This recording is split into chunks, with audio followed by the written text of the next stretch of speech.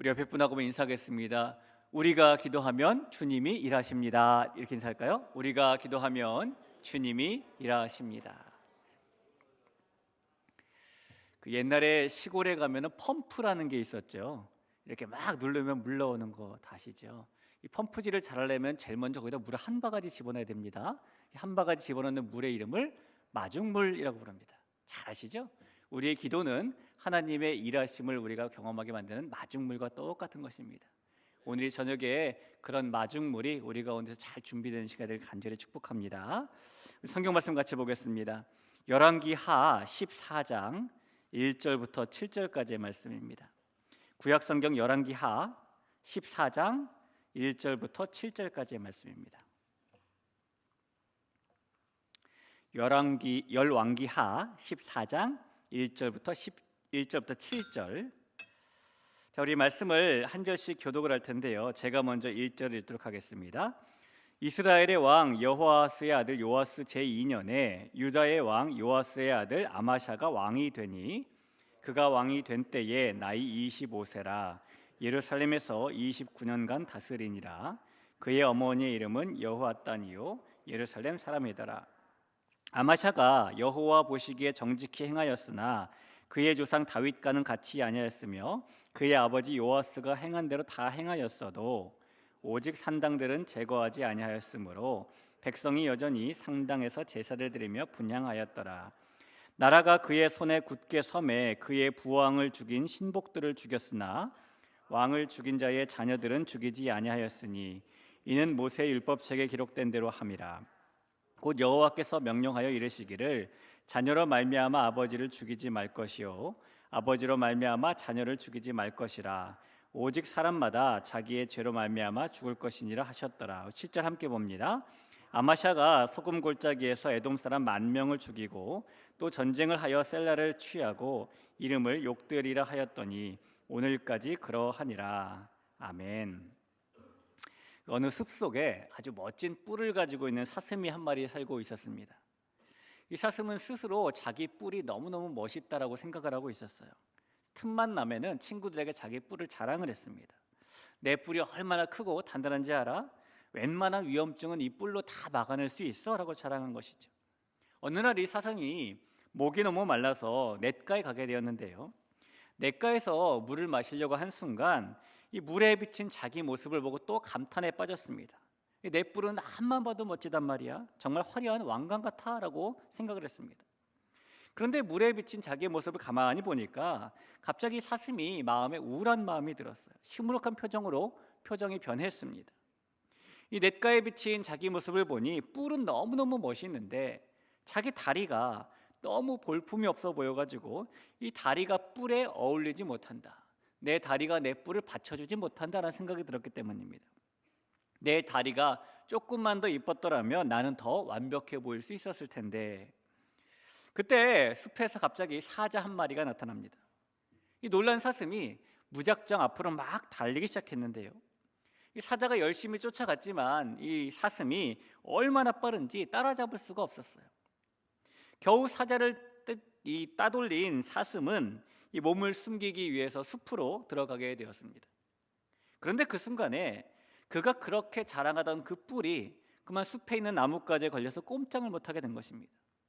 결국 사슴은 뒤늦게 뒤쫓아온 사자에게 잡아먹히고 말았답니다.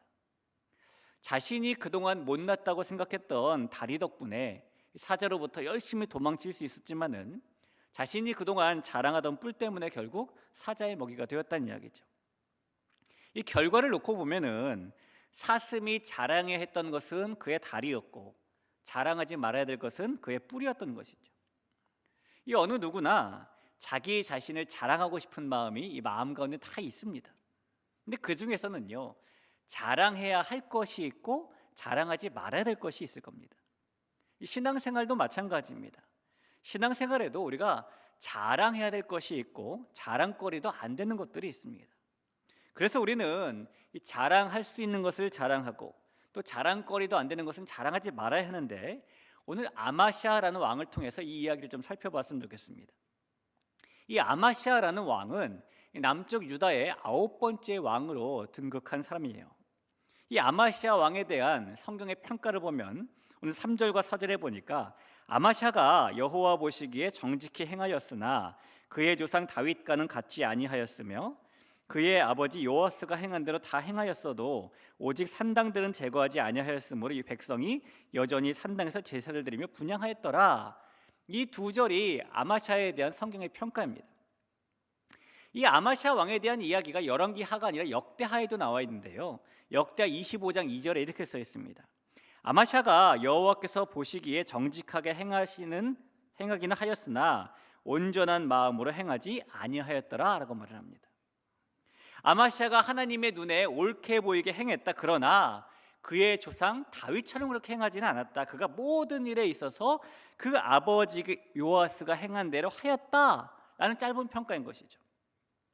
그래서 우리가 이 아마샤가 무슨 일을 했는지를 살펴보려면은 그가 그 아버지와 똑같다라고 말했으니 아버지 요아스에 대해서 좀 살펴볼 필요가 있습니다. 이 요아스 왕 그 아버지의 행적을 보면은요, 열왕기하 12장 2절에 보니까 요아스가 제사장 여호야다가 그를 교훈하는 모든 날 동안에는 여호와 보시기에 정직히 행하였으되 다만 산당들은 제거하지 아니하였으므로 백성이 여전히 산당에서 제사하며 분향하였더라. 이 말씀을 보니까 아버지 요아스나 아들 아마샤나 똑같이 여호와 보시기에 정직히 행했다. 그러나 산당들은 제거하지 않았다라고 동일합니다. 그 평가가. 물론 이 긍정적인 평가도 있고 부정적인 평가도 있지만 그래도 다른 왕들에 비교해 볼 때에 아마샤의 점수는 높은 편이에요. 하지만 아주 뛰어난 점수는 아니고 그래도 남들보다는 낫네, 이 정도의 점수인 것입니다. 오늘 우리가 이 아마샤가 하나님 앞에서 성공했던 것이 무엇인지 살펴볼 것이고 또 그가 하나님 앞에서 실패했던 것이 무엇인지 살펴볼 것인데, 그것을 보면서 우리가 하나님 앞에서 무엇을 성공해야 되는지 또 무엇을 실패하지 말아야 되는지 또 우리가 무엇을 자랑하고 자랑하지 말아야 되는지를 한번 상고해 보겠습니다. 우선 이 아마사가 하나님 앞에서 성공했던 일을 살펴보면요, 그는 어렵지만은 하나님의 말씀에 순종하는 것에 성공을 했습니다. 아마샤가 여호와 보시기에 정직히 행한 일, 그가 잘했다고 평가받은 일이 무엇이었는지 우리가 읽은 성경에 나와 있는데 5절과 6절을 볼까요? 그의 부왕을 죽인 신복들은 죽였으나 왕을 죽인 자의 자녀들은 죽이지 아니하였으니 라고 말합니다.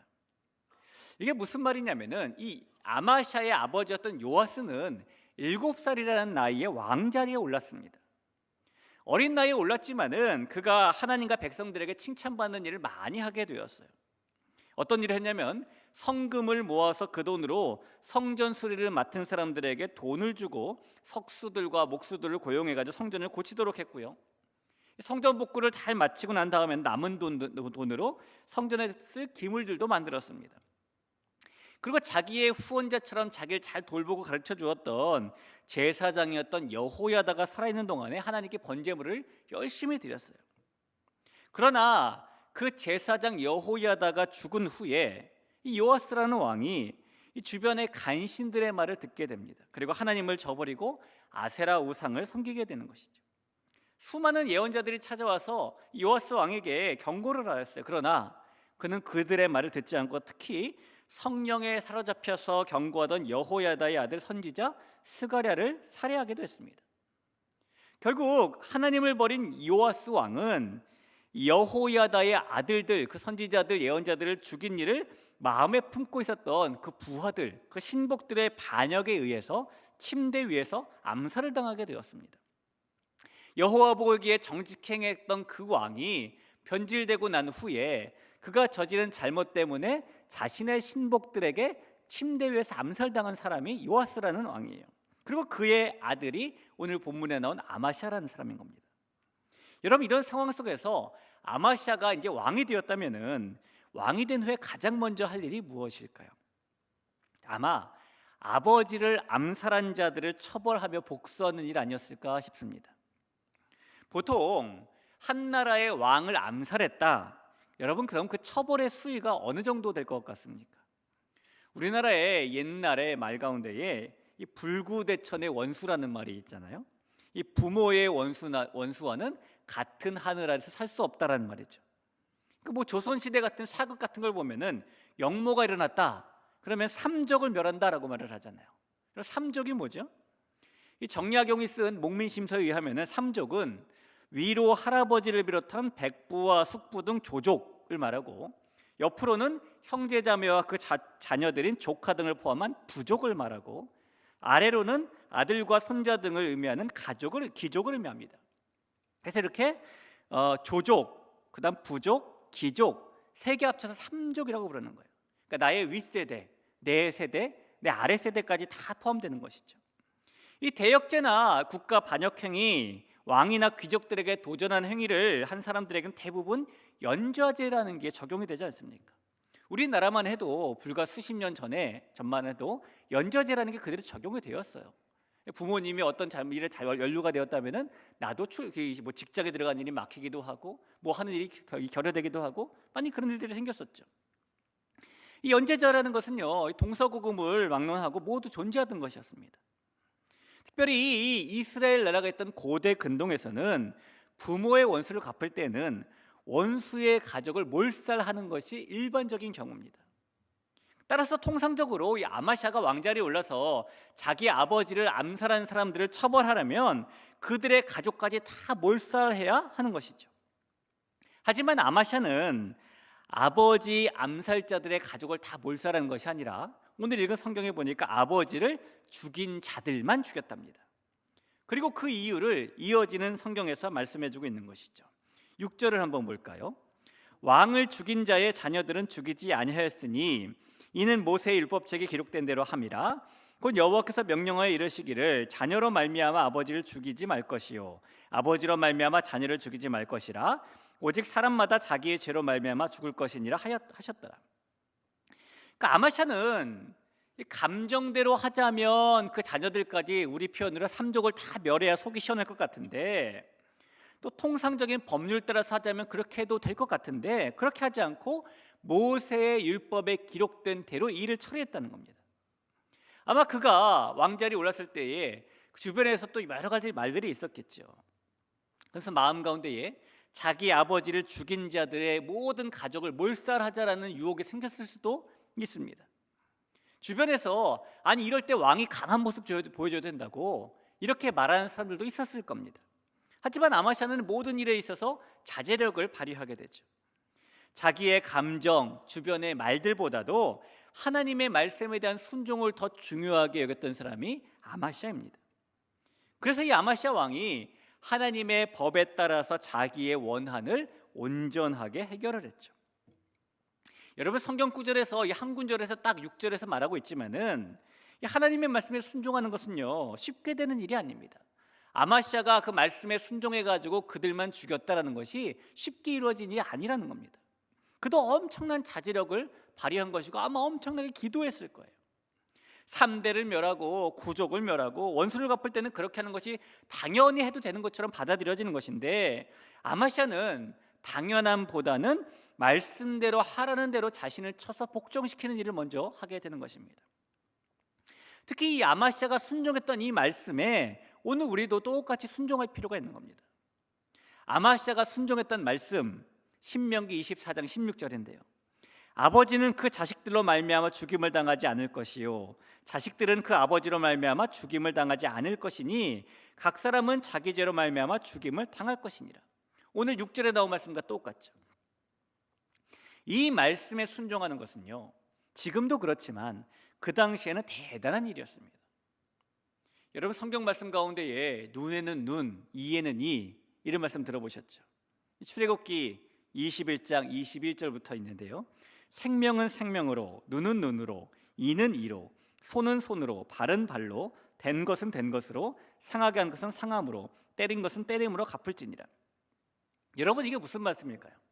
이 말씀을 부르면은 아마 많은 분들은 우리가 당한 만큼 똑같이 갚아줘야 된다라고 이해하는 분들도 계실지 모르겠습니다. 당한 만큼 갚아주는 것이 아니라 갚아줄 때는 한 대 맞으면은 2대 때려줘야 되는 식으로 당한 것보다 2배, 3배 그 이상으로 갚아줘야만 우리 속이 시원해진다라고 느끼는 것이 우리의 모습일지도 몰라요. 예를 들어 볼까요? 현대에도 이스라엘과 이 팔레스틴은 굉장한 분쟁을 겪고 있습니다. 몇 년 전에 이스라엘 땅에서 10대 소년 3명이 실종이 되었는데요. 그들이 팔레스틴 거주지인 헤브론에서 사망한 채로 발견이 되었습니다. 이스라엘 정부가 팔레스틴 무장단체인 하마스의 소행이다라고 단정을 하고 무차별 공습을 퍼부었어요. 그 살해 용의자로 지목된 사람들의 집을 폭파했습니다. 그러자 팔레스틴도 가만히 있지 않았습니다. 이스라엘에게 보복을 했죠. 이스라엘 군이 가자 지구에 진입 작전을 전개하면서 이 팔레스틴의 무장 세력과 교전을 벌이게 되었는데요. 한 명을 사살하게 되었어요. 또 이에 대한 보복으로 무장단체 하마스는 이스라엘 지역을 향해 박격포를 수십 발 쏴댔습니다. 이스라엘 군은 이번에 어떻게 했냐면은 이 가자 기구의 박격포 진지에 대한 공중 폭격으로 대응해서 5명을 숨지게 합니다. 악순환이 계속 반복되는 것이죠. 이런 분쟁들 속에서 늘 있는 말이 뭐냐면 눈에는 눈, 이에는 이라는 말이에요. 당한 대로 갚아줘야 된다는 것이죠. 여러분, 모세의 율법에 있는 이 생명에는 생명, 눈에는 눈, 이에는 이, 대인되는 대인 거, 상한 데는 상한 거, 이런 것은요 당한 만큼 갚아줘야 된다라고 해석하는 것은 잘못된 해석입니다. 그렇게 해석하기 때문에 보복과 보복이 일어나는 거예요. 눈에는 눈, 이에는 이는 당한 만큼 갚아주라는 말이 아니라 이 말씀은 처벌의 상한선을 정해놓은 말씀이에요. 눈이 상했으면은 눈이 상하게 하는 것 이상으로 하지 말아라라는 말씀입니다. 이가 상했으면은 이가 상하게 하는 것 이상으로 하지 말아라는 거예요. 사람들이 그렇습니까? 원수를 갚을 때는요 어느 선까지 상한 선을 딱 정해놓고 원수 갚습니까? 안 그래요. 그 이상으로 누군가가 몰래 내 자동차에 타이어 하나를 펑크를 탁 냈으면은 누군가 범인이 나왔을 때 나는 가서 펑크를 2개를 내고, 이게 이제 우리의 속에 있는 마음이에요. 사람의 이런 악한 마음을 잘 아시기 때문에 하나님께서는 이 처벌의 원한을 갚을 때의 상한선을 정해놓으신 거예요.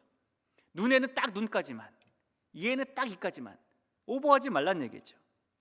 게다가 하나님께서는 출애굽기 23장 4절 5절에서 이렇게 말을 합니다. 내가 만일 내 원수의 길 잃은 소나 나귀를 보거든 반드시 그 사람에게로 돌릴지며 내가 만일 너를 미워하는 자의 나귀가 짐을 싣고 엎드러짐을 보거든 그것을 버려두지 말고 그것을 놓아 그 짐을 부릴지니라 라고 말씀하시죠. 하나님은 이 원수가 품에 상한 선을 정해 놓으셨지만 또 한편으로는 이왕이면 원수 갚지 말고 선대하라라고 또 말씀도 하셨습니다. 말씀에 따라 어렵지만 순종했던 것이 아마샤가 참 잘했던 일이었고 그것이 여호와 보시기에 정직히 행한 일이었다는 겁니다. 우리가 아마샤가 순종했던 똑같은 말씀, 하나님의 말씀에 순종하는 것은 말 그대로 우리도 자기 자신을 쳐서 죽기까지 복종해야 되는 그런 일이기도 합니다. 그러나 우리는 다른 이유 때문이 아니라 그것이 하나님의 말씀이기 때문에 순종하는 거예요. 저 사람이 지금은 나에게 원수짓을 안 하니까 내가 용서하는 것이 아니라, 내가 원수를 안 가는 것이 아니라 하나님이 그러라고 했으니까 단지 그 말씀에 순종하는 것입니다. 때로는 내 심정도 포기하고, 때로는 내 계획도 포기하고, 때로는 내 모든 것을 포기할지라도 하나님의 말씀은 순종으로 반응해야 되는 것이기 때문인 것이죠. 여러분, 저와 여러분이 하나님의 말씀에 순종으로 반응할 수 있는 사람들이 되기를 간절히 바랍니다. 하느님의 말씀에 순종하는 것에는요 다른 이유가 있을 필요가 없어요. 그저 우리가 순종하는 말씀이 하나님의 말씀이기 때문에 순종하는 겁니다. 하나님의 말씀에 순종하되, 특히 오늘 아마샤가 했던 것처럼 사람을 용서하고 선대하라는 말씀에 순종할 수 있는, 그 순종에 성공할 수 있는 저와 여러분이 되기를 간절히 축원합니다. 이런 말씀을 들으면, 이런 말씀을 하는 저나 듣는 여러분이나 머릿속이나 마음속에 한 사람 정도는 떠오를 겁니다. 보통은 그래요. 그렇습니다. 그러나 지금 여러분 누군가의 얼굴이나 누군가의 이름이 떠오른다면 그 사람을 하나님이 나에게 선대하라고 떠오르게 하시는구나 라고 생각하시고 한번 선대해 보시기 바랍니다. 자, 이제 아마샤가 하나님 앞에서 성공했던 일에 이어서 그가 실패했던 일을 한번 보려고 하는데요. 그가 실패했던 일은 뭐냐면 어렵게 한 순종을 자랑하는 실패를 그는 하게 됩니다. 여러분, 아마샤가 하나님의 말씀에 순종한 것은 자랑거리가 되지 못하는 것이죠. 왕이신 하나님께 순종하는 것은 당연한 것이기 때문입니다. 그러나 아마샤가 자기 나름대로의 신앙의 믿음의 나르시즘에 빠졌나 봐요. 야, 내가 이 말씀에 순종했어. 어려운 것인데 내가 해냈어. 그랬나 봅니다. 7절 말씀해 보니까 아마샤가 소금 골짜기에서 에돔 사람 10,000명을 죽이고 또 전쟁을 하여 셀라를 취하고 이름을 욕되리라 하였더니 오늘까지 그러하니라라고 말하죠. 아마샤가 그 이후에 에돔 사람 10,000명을 죽이고 전쟁을 해서 셀라를 취했습니다. 사실 그 당시에 이 남쪽 유다 나라가 전쟁에서 승리를 거두는 경우는 많이 없었어요. 왜냐하면 이미 이 나라는 국력이 약해졌고 너무너무 쇠했기 때문입니다. 옛날 다윗과 솔로몬 시절 같이 부강하고 주변 나라들이 알아서 머리를 숙이고 오는 그런 시절은 다 오래전에 끝나버렸어요. 아마샤의 아버지였던 요아스 왕 때만 해도 아람 왕이었던 하사엘이 쳐들어오자 이 아버지가 어떻게 했냐면은 하사엘 왕에게, 아람 나라 왕에게 찾아가서 조공을 바치면서 머리를 막 숙이고 그래서 겨우 위험을 벗어날 수 있었습니다. 그런데 그 아들인 아마샤가 에돔이 비록 너무너무 강한 나라는 아니었다 할지라도 10,000명과 싸워서 이겼다는 것은 굉장히 상당한 업적입니다. 더구나 난공불락의 요새였던 이 셀라를 취했다? 강한 인상을 굉장히 주는 업적인 것이죠. 그런 곳을 점령하고 승리했다는 것은 하나님께서 아마샤가 순종한 것에 대한 축복을 주신 거라고 믿습니다. 자기를 쳐서 말씀에 순종하는 사람들에게 하나님께서 축복을 주신 것이죠.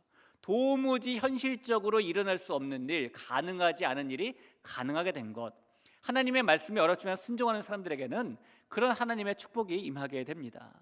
저와 여러분이 하나님의 축복, 하나님의 이 땅에서의 내가 가능할까? 이것이 현실적으로 이루어질까?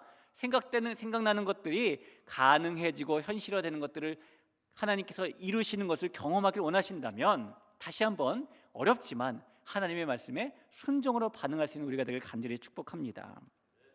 자, 그런데 하나님의 말씀에 순종하고 전쟁에서도 이겼던 이 아마샤가 큰 업적을 남겼지만 이 일 때문에 또 망하게도 되었어요. 이 고린도전서 10장 12절에 보면 우리가 잘 아는 말씀이 있죠. 그런즉 선줄로 생각한 자는 넘어질까 조심하라 라는 말입니다. 아마샤가 지금 딱 선줄로 생각할 때 넘어짐을 경험하게 됩니다. 이 아마샤의 이야기를 같이 다루고 있는 역대하 말씀에 보면은 25장 14절에 아마샤가 에돔 사람들을 죽이고 돌아올 때에 세일 자손의 신들을 가져와서 자기의 신으로 세우고 그것들 앞에 경배하며 분향한지라라고 말합니다. 정복했어요. 근데 그곳에 있는 신까지 가져와서 자기의 신으로 삼고 우상 숭배를 했다라는 것입니다. 순종하기 힘든 말씀에 순종도 했고 그래서 전쟁에서도 이길 수 있게 되었는데 아마샤가 어떻게 이런 일을 행할 수 있었을 것일까요? 그래서 하나님께서는 아마샤에게 선지자를 보냅니다. 그래서 아마샤는 선지자의 경고를 단칼에 묵살해버리죠.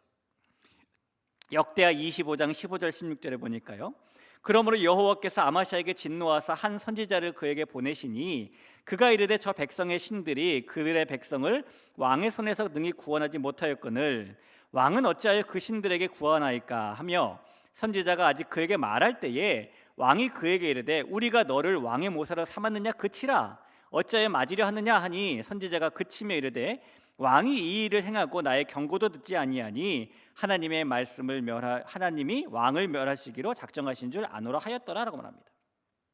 그러니까 선지자가 와서 이렇게 경고의 말씀을 하니까 말도 끝나기 전에 입을 탁 막아버리는 거죠. 내가 언제 너한테 날 가르치라 그랬냐? 내가 언제 너를 나의 스승으로 삼았냐? 빈정거리며 아마샤가 행동을 하게 됩니다.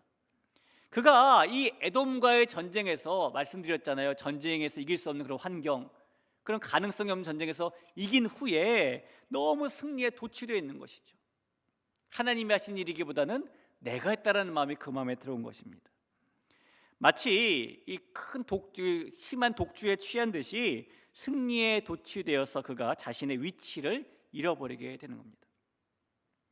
자기의 순종으로 나라가 안정되어 가고 강성해지는 것을 보면서 자기가 했던 순종 자체를 자기의 의로 변질시키며 자랑하게 되는 것이죠. 우리나라가 왜 이렇게 평안해진 줄 알아? 내가 순종했기 때문이야. 우리나라가 이렇게 강성해진 줄 알아? 내가 순종했기 때문이야라고 자랑거리도 안 되는 당연한 순종을 자랑하기 시작하게 되는 것입니다. 하나님의 도우심보다는 자기가 순종했던 그 행위에 더 무게를 두었기 때문에 에돔의 신들을 모시고 와가지고 거기에 경배하면 거기에 순종하면 더 강성함이 나에게 생기리라 라는 마음이 아마샤에게 지금 있는 것이죠. 우리가 하나님의 말씀에 아무리 순종을 해도 순종한 경험이 우리 자신의 의가 되지는 못합니다. 우리는 우리의 믿음이나 우리의 순종은 결코 우리의 자신의 의가 될 수 없다는 사실을 꼭 기억하고 살아야 됩니다. 순종은 당연한 겁니다. 우리 자신에게 자랑거리가 될 수 없는 것이죠. 그렇게 자랑하는 것은 사람들에게 이렇게 우리의 믿음이 우리의 의가 되기 시작할 때에 우리의 신앙은 다른 사람들을 평가하고 판단하며 정죄하는 자랑거리가 되고 마는 겁니다. 나는 이렇게 했는데 왜 당신이 이렇게밖에 못해? 이런 마음이 들게 되는 것이죠. 왜요? 내가 한 것을 자기 의로 생각하기 때문인 겁니다. 그것은 자신을 우상화한 것과 별반 다르지 않아요. 여러분 주변에 보면은요, 왕년애가 없는 분은 한 분도 없습니다. 그렇죠? 한 경로당에서 할머니 한 분이 자식 자랑을 아주 하고 있었어요. 글쎄 우리 아들이 이번에는 벤츠 세단을 한 대 뽑았지 뭐야, 얼마나 좋은지 몰라, 이렇게 자랑했습니다. 근데 그 말을 듣고 있던 할머니가 또 이렇게 말을 했어요. 저 할망구는 별것도 아닌 거 가지고 자랑질이야. 자랑할 게 없어서 고작 배추 세단 산 거 가지고 자랑질이야? 이렇게 말했어요. 옆에 있던 할머니가 또 이렇게 말합니다. 그게 배추 세단이었어? 나는 빤스 세장인 줄 알았네. 이랬다는 겁니다. 여러분 야고보서 4장 16절에 보니까 이제도 너희가 허탄한 자랑을 하니 그러한 자랑은 다 악한 것이라 라고 말하죠. 우리에게 다 왕년애가 있어요. 예수 믿기 전에 왕년애도 있고 예수님 믿은 후에 신앙 속에서 왕년애도 있습니다. 그러나 이 자랑이라는 것은 다른 사람에게도 하나님에게도 결코 감동이 되지 않는 것입니다. 모두 말씀에 순종해 본 경험이 있고 모두 은혜를 받았던 뜨거움의 경험이 있고 모두 하나님께 축복받은 경험이 있고요. 그러나 과거의 나의 이런 신앙의 모습이, 과거의 그런 나의 순종의 모습이 절대로 나의 의의가 되지 못하고 절대로 나의 자랑거리가 되지 못하는 것입니다. 하나님 앞에서의 실패는 대부분 자랑 때문에 일어나는 경우가 많이 있어요. 내가 신앙이 충만한 사람이라는 것, 헌신을 많이 하는 사람이라는 것, 순종을 많이 하는 사람이라는 것, 하나님 앞에서 당연히 가져야 될 정직함을 자기 자랑으로 내세우는 순간 우리는 오늘 실패한 아마시아의 모습을 가지게 되는 것입니다. 누가복음 17장 10절에 보니까 이와 같이 너희도 명령받은 것을 다 행한 후에 이르기를 우리는 무익한 종이라 우리가 하여야 할 일을 한 것뿐이라 할지니라 라고 말하죠. 사랑하는 성도 여러분, 잘 말씀에 순종하는 성공을 했지만 그 순종을 자랑함으로써 성공해서 실패의 길을 걸었던 이 아마시아를 반면교사 삼아서 힘을 다해 하나님의 말씀에 순종하고 그 순종을 당연한 우리의 할 일을 여길 수 있는 무익한 종과 같은 마음을 가지는 우리 모두가 되길 간절히 소원합니다. 순종은 그냥 해야 하는 것이지 자랑으로 의로 삼는 것이 아닙니다. 자기의 선한 행실을, 우리의 믿음과 신앙의 행위를 자랑하는 것은 마치 암탉이 계란을 낳은 후에 꼬꼬대가 울어대는 것과 똑같아요. 이 암탉이 계란을 낳고 조용히 있지 않고 꼬꼬댁하고 울기 때문에 사람이 와서 계란을 확 집어가 버리는 겁니다. 우리의 믿음이나 순종은 다시 한번 말씀드리지만 결코 자랑거리가 되지 못하고 우리의 열심도 마찬가지고 모든 것이 다 그렇습니다. 믿음이 있다는 것, 하나님의 말씀에 순종하는 것이 우리의 의로 내세우는 것이 되는 것이 아니라 오직 우리의 삶 가운데에 채워주시는 하나님의 은혜만이 자랑거리가 되어야 하는 것입니다. 실패한 아마시아의 모습이 아니라 성공한 아마시아의 모습만 닮아 살아가는 우리 모두가 되기를 우리 주님의 이름으로 간절히 축원합니다. 우리 같이 한번 찬양할까요? 우리 찬양할 때에 주가 일하시네라는 찬양 같이 한번 고백하면서 기도하겠습니다.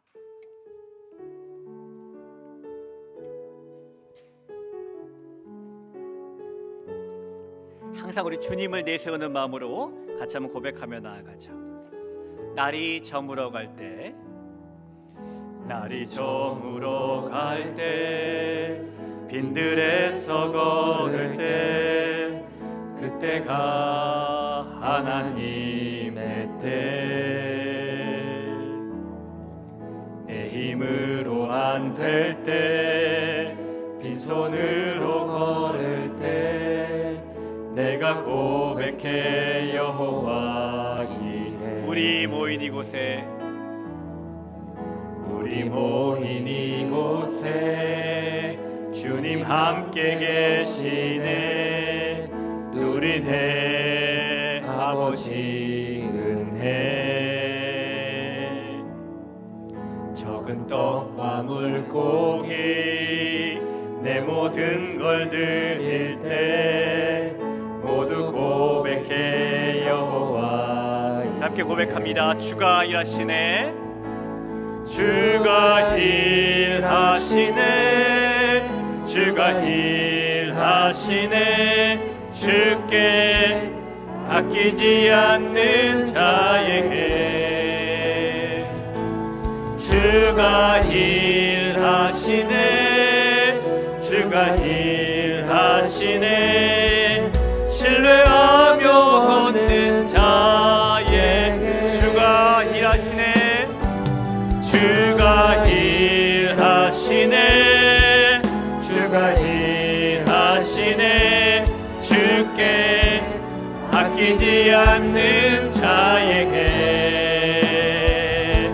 주가 일하시네 주가 일하시네 신뢰하며 얻는 자에게 주의 말씀 의지하여 주의 말씀 의지하여 깊은 곳에 금을 던져 오늘 그가 놀라운 일을 이루시는 것 보라 주의 말씀 의지하여 믿음으로 금을 던져 믿는 자에게 능치 못함 없네 전능하신 나의 주 하나님 전능하신 나의 주 하나님은 능치 못할 일 전혀 없네 능치 못하실 일 전혀 없네 우리의 모든 간구도 우리의 모든 간구도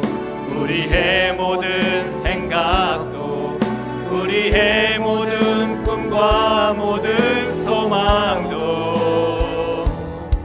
신실하신 나의 주 하나님을